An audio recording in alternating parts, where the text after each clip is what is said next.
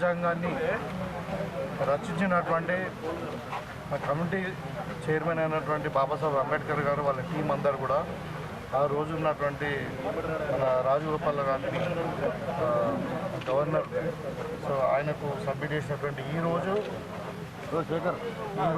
75 సంవత్సరాలు అయింది. ఇది రాజ్యాంగ దినోత్సవంగా మనం పరిగణిస్తా ఉన్నాం.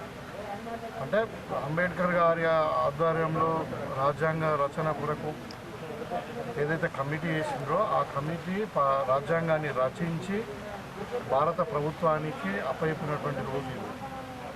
సరే, దీన్ని యాక్సెప్టెన్స్ పరిగణలోకి రావడం అనేది 26 జనవరిలో వచ్చింది 1950లో. కానీ ఈ రోజుకు 75 సంవత్సరాలు అయింది మన భారత రాజ్యాంగం రచించి. సో దీన్ని రాజ్యాంగ దినోత్సవంగా మనం పరిగణిస్తూ ఉన్నాం. ఇవాళ భారతదేశం ప్రపంచంలోని అత్యున్నతమైనటువంటి ప్రజాస్వామ్య దేశంగా, పార్లమెంటరీ ప్రజాస్వామ్యంగా ఉన్నదని అంటే దానికి కారణం ఈ రాజ్యాంగం.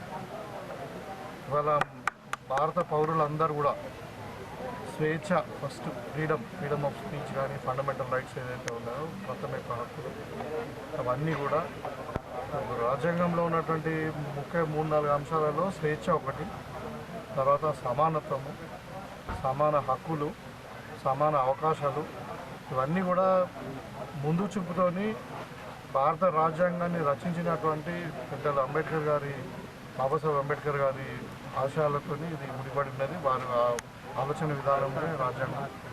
సో ఇవాళ మనము తెలంగాణ రాష్ట్రం ఏర్పడ్డా కానీ ఆర్టికల్ 3 ప్రకారం రాజ్యాంగం ప్రకారం ఏర్పడ్డది.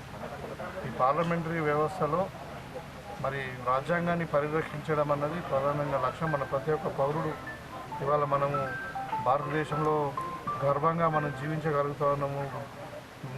అంటే మర్యాదతో కానీ, అంటే గర్వ అంటే ఏమంటారు సెల్ఫ్ రెస్పెక్ట్తో కానీ మనం ఉంటున్నామన్నట్టు ఈ రాజ్యాంగం ఎక్కడ కాబట్టి దీన్ని పరిరక్షించుకోవాల్సిన అవసరం ప్రతి భారతీయుని ఉంది.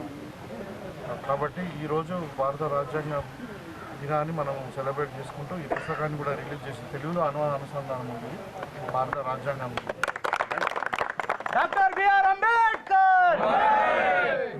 ఈ సందర్భంగా మరి బాబాసాహెబ్ అంబేద్కర్ గారిని వాళ్ళ టీంను పూర్తి చేసుకుంటూ వాళ్ళకి ధన్యవాదాలు తెలియజేస్తూ మరి ప్రతి భారతీయుని కూడా నేను శుభాకాంక్షలు తెలియజేస్తాను.